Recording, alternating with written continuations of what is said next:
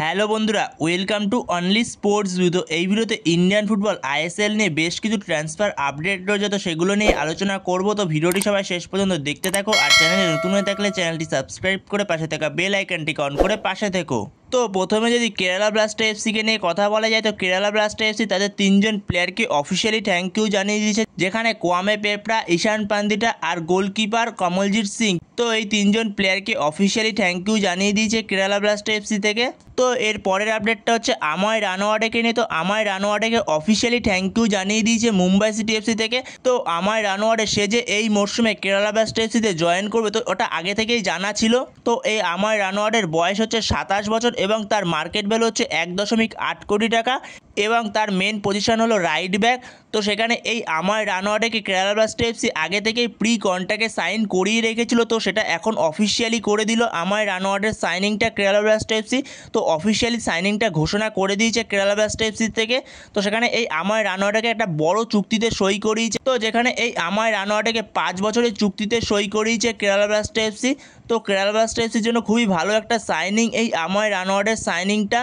এর পাশাপাশি যদি উড়িষ্যা এফসিকে নিয়ে কথা বলা যায়, তো উড়িষ্যা এফসি তাদের দুজন প্লেয়ারকে অফিসিয়ালি থ্যাংক ইউ জানিয়ে দিল, যেখানে আহমেদ জাহুকে থ্যাংক ইউ জানিয়ে দিচ্ছে আর মোর্দাদা ফলকে থ্যাংক ইউ জানিয়ে দিচ্ছে উড়িষ্যা এফসির তরফ থেকে। তো এর পরের আপডেটটা হচ্ছে মুম্বাই সিটি এফসিকে নিয়ে। তো মুম্বাই সিটি এফসির স্প্যানিশ সেন্টার ব্যাক 33 বছর বয়স টিরি, যার মার্কেট ভ্যালু হচ্ছে 1.8 কোটি টাকা। সে সেন্টার ব্যাকের পাশাপাশি লেফট ব্যাকেও খেলতে পারে। তো এই টিরির সঙ্গে মুম্বাই সিটি এফসির কন্ট্রাক্ট শেষ হচ্ছিল 31শে মে 2025-এ। তো সেখানে এই টিরির কাছে আইএসএল এর আদার্স ক্লাবেরও অফার ছিল। তো সেখানে যেরকমটা জানিয়েছিলাম, টিরি হয়তো মুম্বাই সিটি এফসিতেই কন্টিনিউ করে যেতে পারে। তো সেখানে মুম্বাই সিটি এফসিতেই কন্টিনিউ করছে টিরি। তো আরও 1 বছরের জন্য টিরি কন্ট্রাক্ট এক্সটেনশন করলো মুম্বাই সিটি এফসির সঙ্গে। তো সেখানে আমরা আরও 1 মরশুমের জন্য টিরিকে মুম্বাই সিটি এফসির জার্সিতেই দেখতে পাবো। তো পরবর্তী আপডেটটি হচ্ছে ইয়োল ভ্যাননিপকে নিয়ে। তো ইয়োল ভ্যাননিপকে অফিসিয়ালি থ্যাংক ইউ জানিয়ে দিয়েছে মুম্বাই সিটি এফসির তরফ থেকে। তো সেখানে ইয়োল ভ্যাননিপের প্রতি একটা ভালো রকম যে ইন্টারেস্ট রয়েছে ব্যাঙ্গালোর এফসি, তো সেটা আগেই জানিয়েছিলাম, যেহেতু ব্যাঙ্গালোর এফসি তাদের পেদ্রো ক্যাপোকে ছেড়ে দিয়েছে।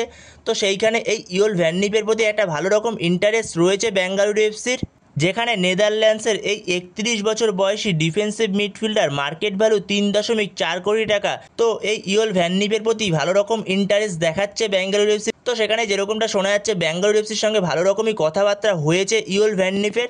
তো সেখানে ইয়োল ভ্যাননিপ ভালো একটা রিপ্লেসমেন্ট হবে পেদ্রো ক্যাপোর জায়গায়। পেদ্রো ক্যাপো অতটাও এফেক্টিভ হতে পারেনি আগের মরশুমটা ব্যাঙ্গালোর এফসির জার্সিতে।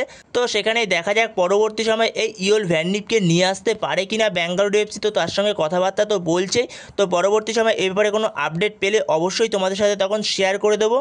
তো পরবর্তী আপডেটটি হচ্ছে মুম্বাই সিটি এফসির ভারতীয় সেন্টার ব্যাক মেহতাব সিংয়ের প্রতি তো ইন্টারেস্ট রয়েছেই মোহনবাগানে, যে কোনো মূল্যে তাকে দলে তুলে নিতে চাইছে মোহনবাগান।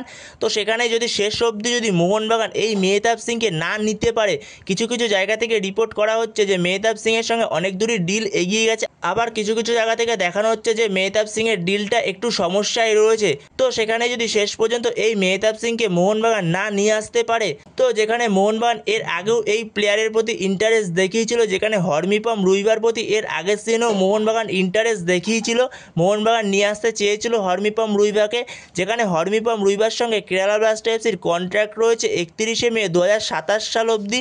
তো সেখানে মোহনবাগান ম্যানেজমেন্ট হরমিপম রুইবাকেও নজরে রেখেছে।